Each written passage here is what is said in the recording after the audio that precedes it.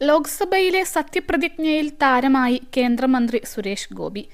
സത്യപ്രതിജ്ഞയ്ക്ക് പീഠത്തിലേക്ക് എത്തുമ്പോൾ കൃഷ്ണ ഗുരുവായൂരപ്പ എന്ന നാമം സുരേഷ് ഗോപി ജപിക്കുകയും ചെയ്തു.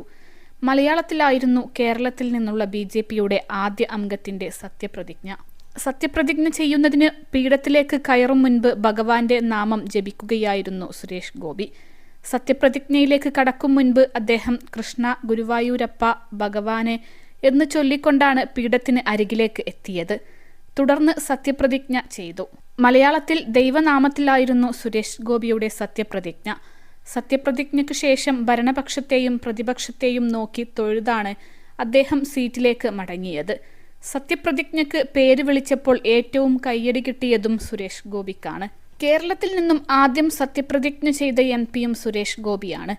പ്രോടേം സ്പീക്കറുടെ സഹായ പട്ടികയിൽ ഉൾപ്പെട്ട കൊടിക്കുന്നിലിന് പ്രധാനമന്ത്രി നരേന്ദ്രമോദിക്ക് ശേഷം സത്യപ്രതിജ്ഞ ചെയ്യാൻ അവസരമുണ്ടായിരുന്നു. എന്നാൽ അർഹതപ്പെട്ട പ്രോടേം സ്പീക്കർ പദവി നിഷേധിച്ചതിൽ പ്രതിഷേധിക്കാനായി സത്യപ്രതിജ്ഞയ്ക്കുള്ള പേര് വിളിച്ചിട്ടും പോയില്ല. കേരളത്തിലെ അംഗങ്ങൾക്കൊപ്പം കൊടിക്കുന്നിൽ പിന്നീട് സത്യപ്രതിജ്ഞ ചെയ്യും. രാഹുൽ ഗാന്ധിക്കപ്പുറം ലോക്സഭയിൽ പ്രതിപക്ഷത്തെ ആദ്യ സീറ്റിലാണ് കൊടിക്കുന്നിൽ ഇന്ന് ഇരുന്നത്.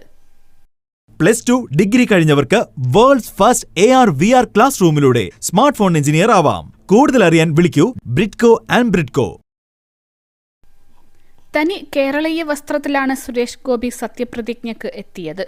മലയാളികളായ 2 പേരാണ് കേന്ദ്രമന്ത്രിസഭയിലുള്ളത്, സുരേഷ് ഗോപിയും ജോർജ് കുര്യനും. ഇതിൽ ജോർജ് കുര്യൻ പാർലമെന്റിലെ ഒരു സഭയിലും അംഗമല്ല.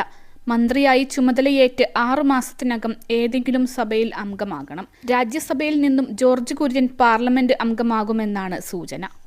അൽസലാമ ഐ ഹോസ്പിറ്റൽ 21 ലക്ഷത്തോളം സന്തുഷ്ടരായ ഉപഭോക്താക്കളും 2 ലക്ഷത്തോളം തിമിര ശസ്ത്രക്രിയകളും പൂർത്തിയാക്കിയ മലബാറിലെ ഏക കണ്ണാശുപത്രി. ലോകോത്തര നിലവാരമുള്ള ചികിത്സാ സംവിധാനങ്ങൾ, എല്ലാ നേത്രരോഗ ചികിത്സാ സൗകര്യങ്ങളും വിദഗ്ധരായ ഡോക്ടർമാരുടെ മേൽനോട്ടത്തിൽ.